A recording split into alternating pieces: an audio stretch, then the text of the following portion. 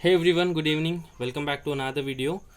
तो आज हम लोग S B I P O 2020 का मेमोरी बेस्ड में से एक पज़ल और एक ब्लड रिलेशन सॉल्व करेंगे। ठीक है, तो ये मेमोरी बेस्ड है, आपको गूगल पे मिल जाएगा, कोई भी साइट पे मिल जाएगा।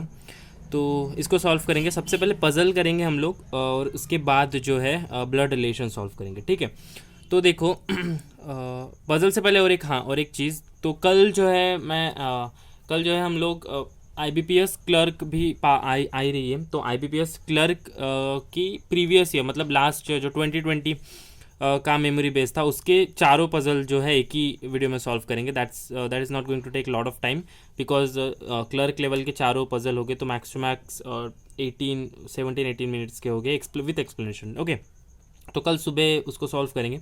बट फिलहाल देखो, सबसे पहले पज़ल देखो जो अभी आपके स्क्रीन पे आ रही है।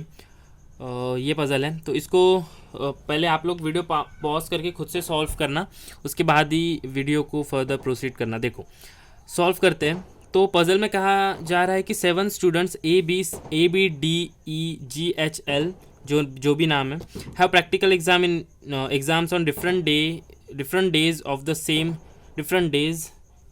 different days of the same week starting from Monday to Sunday but not necessarily in the same order. Okay, तो ये इंट्रोडक्टरी पार्ट है, इसको उतना ध्यान देने की ज़रूरत नहीं है, बट फिर भी एक बार स्कीम करते हुए जल्दी जल्दी पढ़ लेंगे। फिर बोला है कि only one student has practical exam on each day. Okay, so that was obvious because there are 7 people ABC जो भी है and we have 7 days, so obviously one person will be having examination on one day of that particular week. Okay, but this information, the introductory part is necessary to read because you know sometimes they mention कि एक दिन में 2 लोग हो रहे हैं और एक दिन कोई ऑफ है, ऐसा भी हो सकता है। तो एक बार उसको पढ़ लेना इज़ ऑलवेज गुड। ठीक है, तो ये हो गया इंट्रोडक्टरी पार्ट इसका। अब पज़ल जो है मेन स्टार्ट हो रही है यहाँ से। देखो देयर आर मोर से मतलब जो मेन कंडीशन है उसको लिखते हुए सॉल्व करेंगे। इससे पहले हम लोग जो है पज़ल का डायग्राम या फिर जो टेबल है वो ड्रॉ कर लेंगे बिकॉज ऑब्वियस है हम लोग इसको बेसिक इसका जो है बेसिस इसका फ्रेमवर्क लेंगे। मंडे टू संडे बोला है तो मंडे टू संडे को ही मान के चलते टेबल बनाते। देखो कैसे होगा, मैं राइट साइड में कर रहा हूँ, आप लोग यहाँ पे देख सकते हो पज़ल, यहाँ पे देखो। ठीक है, बोला जा रहा है मंडे से संडे तक, मतलब कैसे होगा, यहाँ पे मंडे लिख दो ऊपर में और शॉर्ट फॉर्म में लिखना है, और वो भी ऐसा नहीं कि बहुत अच्छे से, जितना भी आप जल्दी कर सको उतना अच्छा है। ठीक है, Monday, Tuesday, Wednesday, Thursday, Friday, Saturday और संडे। ठीक है, ये 7 दिन हो चुके हैं और 7 पर्सन है, मतलब एक ही सिंगल वेरिएबल है। और यहाँ पे भी और एक चीज़ बोलना चाहूँगा कि यहाँ पे 2, 3 अगर 4 भी पॉसिबिलिटी बन रहे तो कोई दिक्कत नहीं है, आप लोग उतना माइंड उसमें अगर मतलब पॉसिबिलिटी बन रहे तो बना लो बिकॉज एक ही वेरिएबल है, उतना ज़्यादा टाइम नहीं कंज्यूम करेगी। ठीक है पज़ल, तो देखो अब बोला जा रहा है कि there are more than 3 students having practical exam after a, मतलब एक के बाद मोर देन 3 मतलब कितना, 4 भी हो सकता है, 5 भी हो सकता है और 7 है तो 6 भी हो सकता है बिकॉज एक को अगर टॉप पे रखेंगे तो 1 2 3 4 5 6 बिकॉज 7 टेबल मतलब 7 फ्लोर या फिर 7 प्लेसेस है हमारे पास, ऊपर एक के ऊपर एक। ठीक है, तो ऐसा हो सकता है, बट एक के नीचे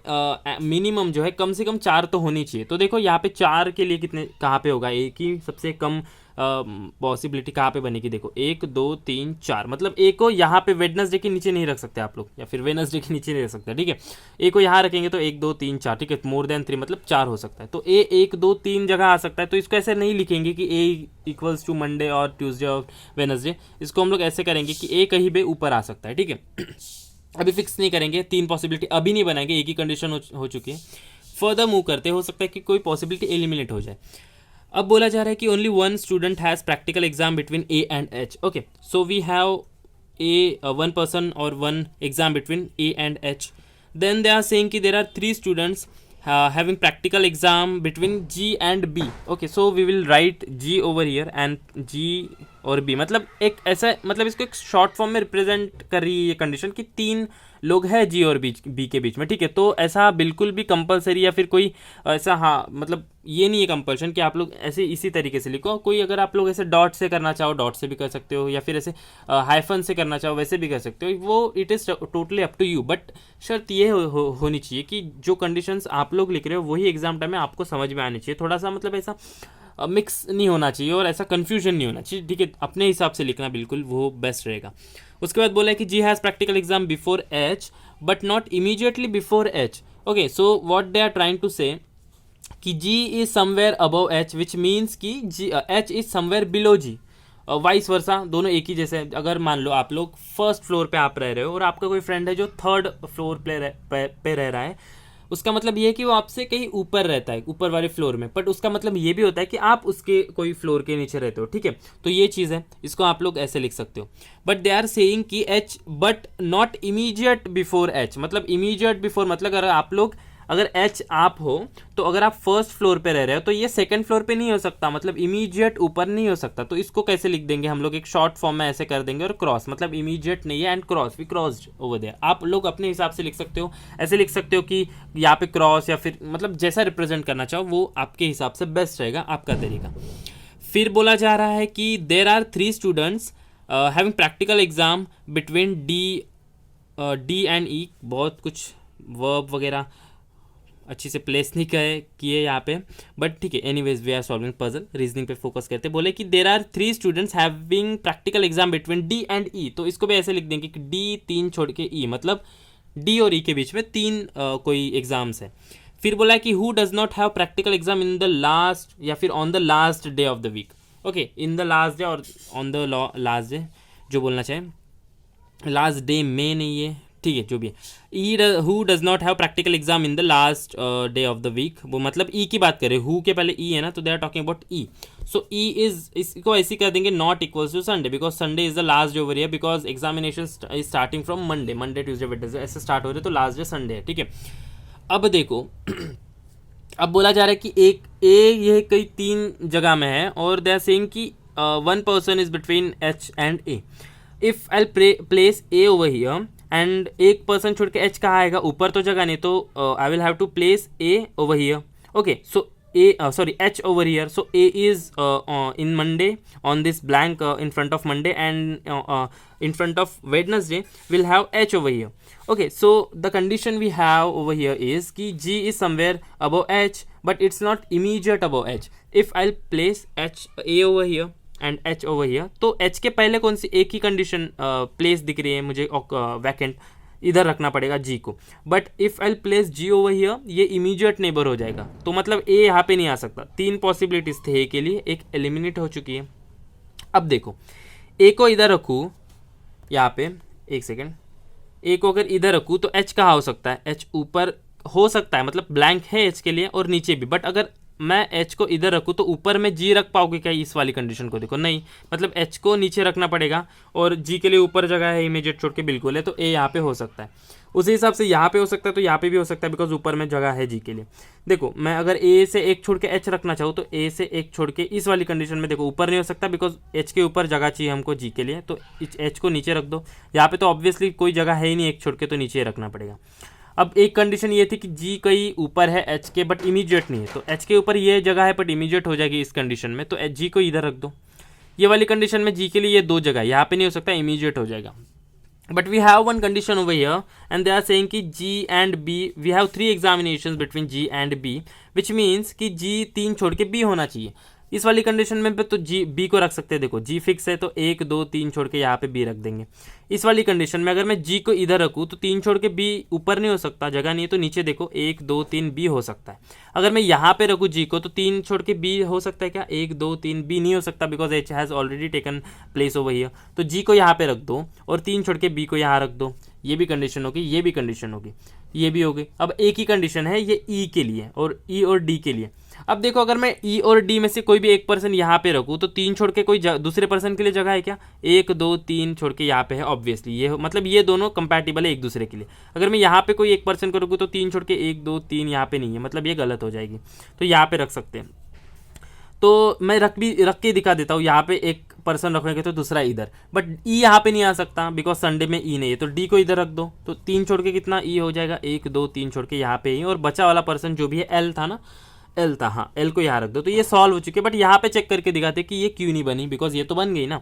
सो अगर एग्जामिनेशन में जब बन जाती है तो इसको चेक करने की ज़रूरत नहीं है, बट फिर भी मैं for the sake of simplicity मैं इसको एक बेटर अंडरस्टैंडिंग होनी चाहिए, उसके लिए मैं बता दे रहा हूँ। देखो डी 3 छोड़ के ई, अगर मान लो अगर मैं एक पर्सन यहाँ रखूँ इन दोनों में से, दूसरे पर्सन के लिए 3 छोड़ के जगह होनी चाहिए, 1 2 3 यहाँ पे नहीं है। अगर यहाँ पे रखूँ तो ऊपर में भी 3 छोड़ के कोई जगह नहीं है, नीचे भी नहीं। अगर मैं यहाँ पे एक पर्सन को रखूँ तो 1 2 3 छोड़ के दूसरा पर्सन के लिए जगह नहीं, मतलब ये कंडीशन तो गलत है।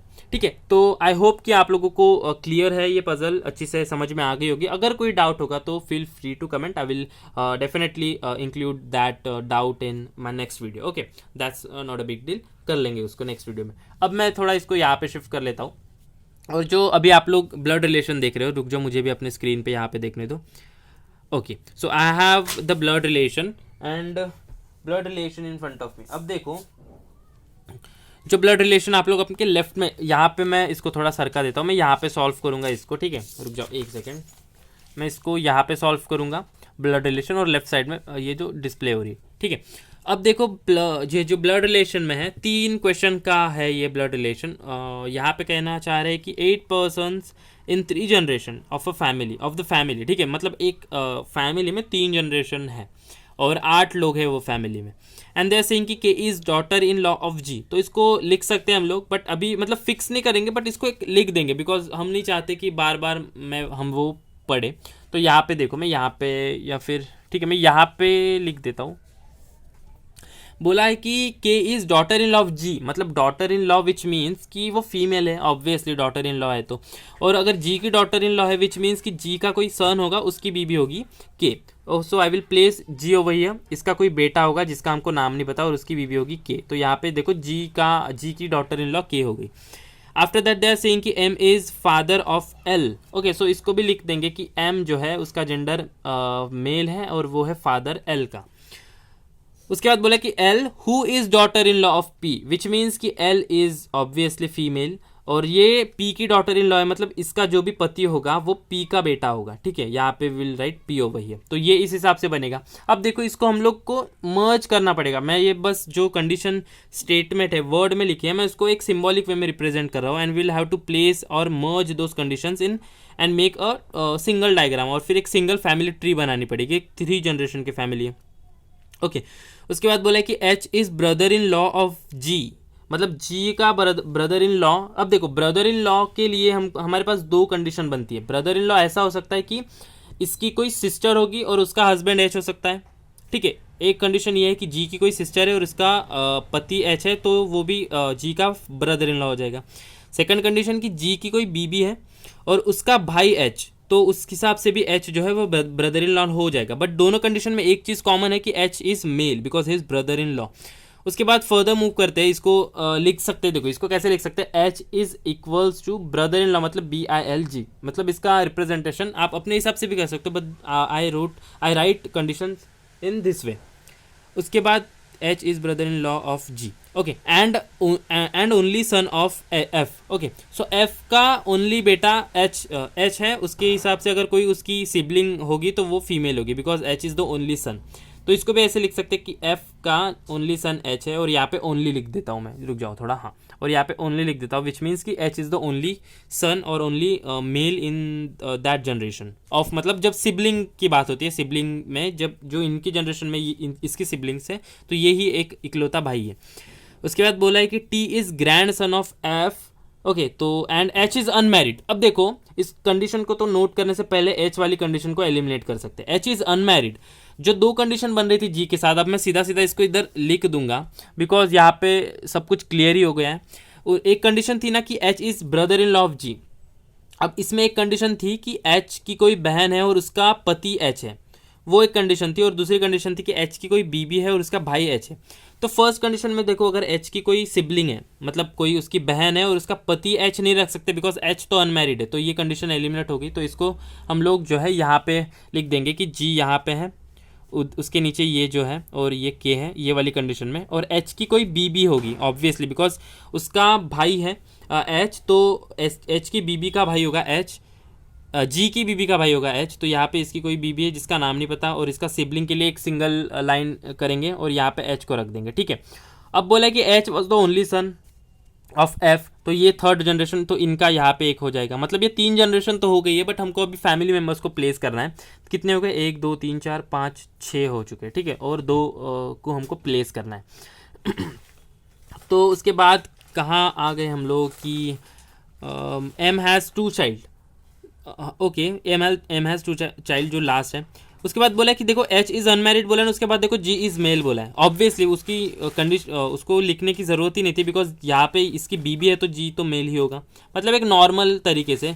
Now after article 377 2 females and 2 mails can marry, but फिर भी जो एक नॉर्मल सिनारियो होता है एक मेल और एक फीमेल के शादी करने का, वही लेके चलना पड़ेगा हम लोग को ब्लड रिलेशनशिप, ब्लड रिलेशन में, ठीक है। उसके बाद बोला है कि G is male, after that they are saying कि M has 2 child, M has 2 children, तो एम के 2 बेटे हैं, तो एक तो एल है, यहाँ पे दिख ही रहा है, एक तो एल है और एल का कोई सिबलिंग होगा एक, ठीक है। तो देखो इसको कैसे मर्ज कर सकते हैं हम लोग, देखो ये ऑलरेडी फीमेल मेंशन्ड है, तो मैं इसको एल को यहाँ लिख सकता हूँ क्या, आप लोग इमेजिन करो जस्ट, पॉसिबिलिटीज़ बहुत बन सकते हैं, बट एक लिमिटेड वे में जब सोचना होगा, एक लिमिटेड डायरेक्शन या फिर एक लिमिटेड बाउंड्री के अंदर सोचना होगा, बिकॉज पर्सन तो लिमिटेड ही है, आप लोग इसको एक्सटेंड नहीं कर सकते, फिर बहुत ज़्यादा लोग हो जाएंगे। तो एल को अगर मैं यहाँ रख दूँ तो इसका पति जी हो जाएगा, ठीक है, बाय डिफ़ॉल्ट, और इसका जो है पेरेंट पी हो जाएगा, और फिर इसका दूसरा पेरेंट ये हो जाएगा, मतलब 6 तो ऑलरेडी प्लेस है और 2 यहाँ रख देंगे, तो ये कंडीशन सेटिस्फाई हो ही रही है।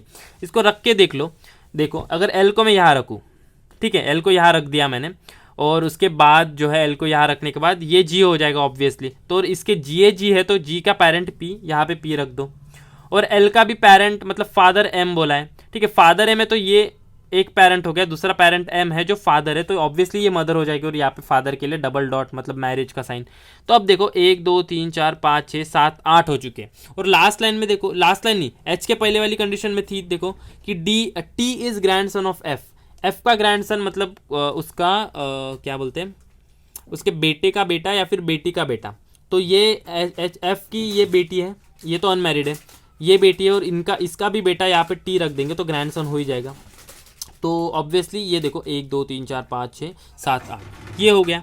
अब हम लोग पी का देखते जेंडर, पी का जेंडर तो लग नहीं रहा है हम लोग फाइंड आउट कर सकते, ठीक है, पी का जेंडर नहीं फाइंड आउट कर सकते। अब देखो एक चीज़, जब ये तो यहाँ तक हो गया हमारा ब्लड रिलेशन सॉल्व, तो आज का सेशन तो यहाँ पे ख़त्म करते हैं, बट एक चीज़ जो मैं बोलना चाहता हूँ, देखो जब आप लोग ब्लड रिलेशन सॉल्व करो, उसको स्टार्टिंग में सॉल्व करो, कहीं बीच में सॉल्व करो, पहले कुछ छोटे छोटे सॉल्व करके सेट, और फिर या फिर एंड में सॉल्व करो, उसकी बात नहीं हो रही। अगर आप लोग ब्लड रिलेशन कहाँ पे भी सॉल्व करो, अगर ऐसी कंडीशन आती है कि आप लोग फैमिली मेम्बर्स को प्लेस कर पा रहे हो फैमिली ट्री में, but you are not able to identify और to find out someone's gender, so there is no need कि आप लोग पूरा ब्लड रिलेशन पढ़ो और ये फाइंड करो कि पी का जेंडर क्या है, कहीं पे कोई कंडीशन छूट तो नहीं की।